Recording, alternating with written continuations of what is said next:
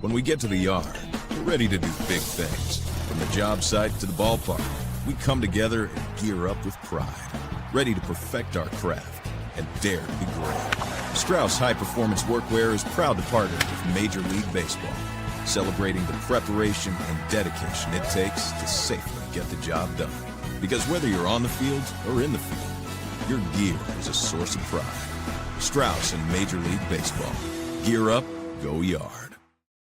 Hello, everyone. Welcome to Feedstuffs 365. With us today is agricultural meteorologist Greg Soulje. Welcome, Greg. Thanks for joining us here today. Well, thank you kindly, Sarah. Good day to one and all out there. And boy, the Strauss people look like, further geniuses sponsoring Major League Baseball, coming off that 18-inning affair and walk-off by the Dodgers in the bottom of the 18th out there. So they got everybody got their money. It was worth a doubleheader kind of combined into one ball game. In any event, nice to be with you here on a pretty decent Eastern Corn Belt day today.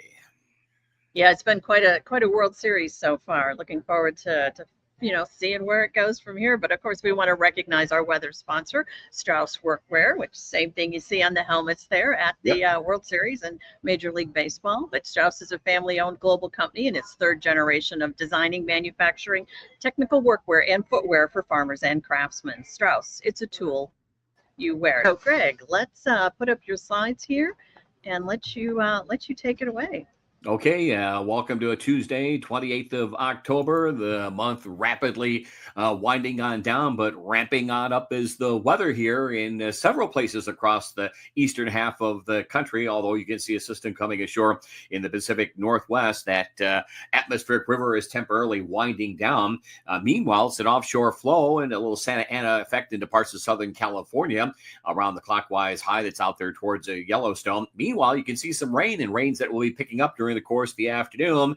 And if it were any other time of the year into the fall harvest season, we'd have something to worry about and complain about, but bring it on, at least with additional moisture recharge in some of those southeastern winter wheat fields off of late last week and over the past weekend. Pretty widespread swath of 1, 2, 3 inch totals and locally higher out of eastern Texas, eastern Oklahoma, in through Bayou country in the lower Mississippi Valley, where the rains are back into play there. You can see a secondary weather system out there across the Carolinas and the Piedmont, a little tropical fetch of moisture to Southern California. We're going to actually have 3 or 4 weather systems congeal over the next 2 or 3 days into a big upper or low over the eastern part of the country. Once again, it was that model nonsense that what was latching on to snow and ice and cold. But in any event, it's that circulation, but farther to the east and primarily a rainmaker, if not all a rainmaker, east of the Missouri, where the rains are in good coverage here for tonight from Minnesota down into eastern Texas, or maybe a couple of stronger storms in the Big Bend area of Texas later this afternoon and evening time, and kind of a little bit of a wind-driven, showery weather pattern from the outer banks of the Carolinas on westward from there, with the front making its way down through Florida and the moisture picking up into the Pacific Northwest, including tomorrow morning. Probably some higher peak snow into the Bitterroot chain in the northern Rockies. Not unusual there, but look at the expansive rainfall across Missouri, central and southern Illinois, building in through southern Indiana and Ohio and points on southward. Heaviest corridor of that rain at an inch or more will likely fall along and south of the I-70 corridor, maybe an inch or 2 down through the mid-south. And those are key drought-ridden areas. There will be some relief farther north into the southern Great Lakes region. But again, combines and outdoor work equipment will be idled up, but there's another big window of opportunity for much of the Corn Belt and back westward to the plains, just like our longer range has been talking about, not only here, but on This Week in Agribusiness. Don't fret, don't panic, don't push it. Remember, safety first. We'll get it done certainly soon enough. But not much going on tomorrow with a pretty good wind-driven rain across the Buckeye State, I-70 corridor, and southward through Illinois, Indiana. The more significant rains across the Tennessee Valley and east across the Carolinas, where another kind of ongoing dryness and drought-related issue continues to play out. And those rains, by the way, are northbound into New England, where, again, a lot of those areas are in some sense of an extreme drought category. So, field work delays, but opportunities here for November. But in the short term, we do get some moisture recharge where we need it. Looking from the Missouri River on western, nothing going on. Matter of fact, there is some late season heat building across the southwestern states and some indication relative to November that warmth will be building into the middle part of the country with time. There's those rains by Thursday morning, still winding their way from the St. Lawrence River Valley to about the Ohio-Indiana line and points onto the east. And those will be significant rainfall totals with time, at least over the next couple of days. Maybe an inch of rain, getting close to that into parts of Iowa. Widespread 1-2 local 3-inch amounts. I-70, I-64 down to around the Arklatex, and from there into the Tennessee Valley, Mid-Atlantic region, and ultimately into the northeast of New England over the next 5 to 7 days. No real severe weather. A couple of stronger storms into eastern Texas. We had some last week into New Mexico and West Texas cotton country and livestock country. Matter of fact, by tomorrow morning, folks in some of those livestock areas of West Texas, the Oklahoma Panhandle, and in through New Mexico, maybe looking at readings pretty close to the freezing mark. So there are some freeze advisories that affect there. So keep an eye on livestock. They should be able to handle that without a problem, but just sort of a sign of the weather times. There is Melissa. It is a small, compact, nonetheless, Category 5 hurricane packing on the latest update. 175 mile per hour winds.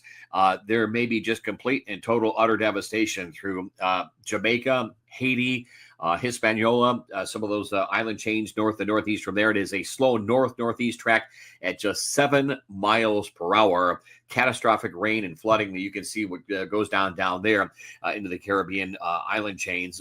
But there is a storm track to the north and northeast and getting absorbed by this upper trough and a little spin back of moisture you can see on that top panel. So no direct landfall across the United States, but it has been this storm will be somewhere in the top 5 category of one of the strongest hurricanes ever, especially as it applies to wind speeds out there. And Sonia across the western and eastern Pacific, westward movement, no impact to the U.S.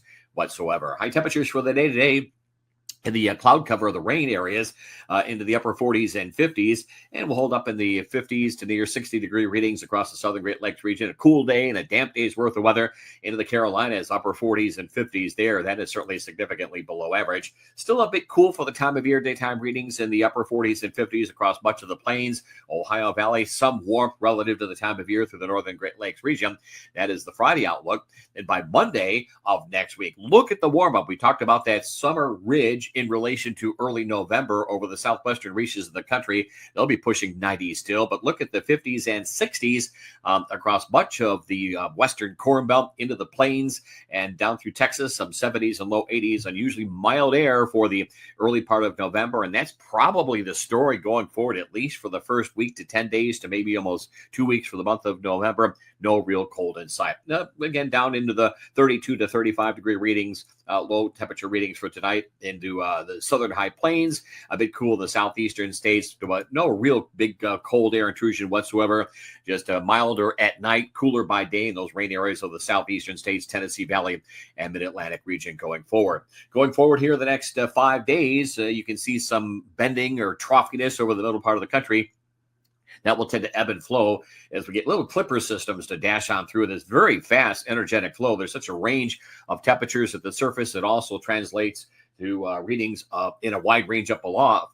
Jet airplane level. And so you got the warm high over the southwest, that troughiness over the eastern part of the country. It'll be from time to time a couple of sprinkly weather systems to move on through, but the net effect of the setup in a very stable hemispheric wave pattern that we'll take a look at right now certainly bodes well if you're trying to wrap it up for the season or a little behind or what have you. Don't push it. Don't panic. We'll get it done soon enough. Although some of these winds with this rain system over the Corn Belt locales, if there's still some taller crop canopies or maybe a little lodging going on. There's the weather maps and charts for Friday to Saturday. You get a couple of fast moving systems moving on through, little or no organized moisture. Pacific Northwest stays active.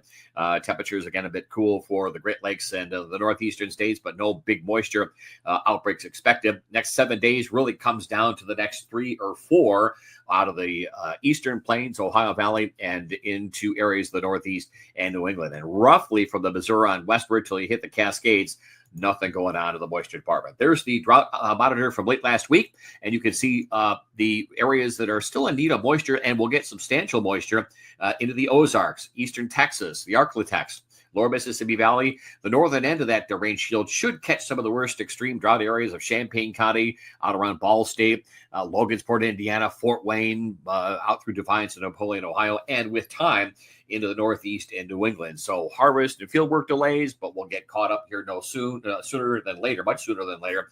Don't worry about it. Plenty of opportunity for the month of November. There's a quick snapshot of the Midwest and some of those areas through Ohio, Indiana, and Illinois. 1/4 to 1/2 inch, maybe some local 3/4 inch totals, nothing and the drought, but topsoil moisture improvement, and there should be ample opportunity with time to get back out there and not have to worry about the rutting issues out there with heavy equipment, with no cold air inside and significant drying going forward here as we welcome in November. There is a very stable wave pattern. The waves are those little troughs in the Pacific, into the Western Atlantic over the eastern states, another one heading through New England, or I should say in through Europe and northern England, and there's another wave out through northern Russia. Four-wave pattern across the hemisphere means very stable, quiet, nondescript weather. No big storms per se. A bit cooler than average still over the eastern Corn Belt, eastern states because of cloud cover and some lingering moisture effects in the next 6 to 10 days.